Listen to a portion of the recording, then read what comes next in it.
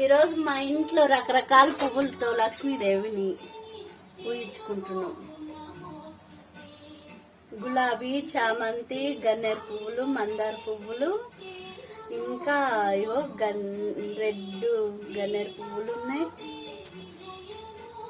చాలా రకాలు ఉన్నాయి. ఇవాళ 5-6 రకాల పువ్వులతోని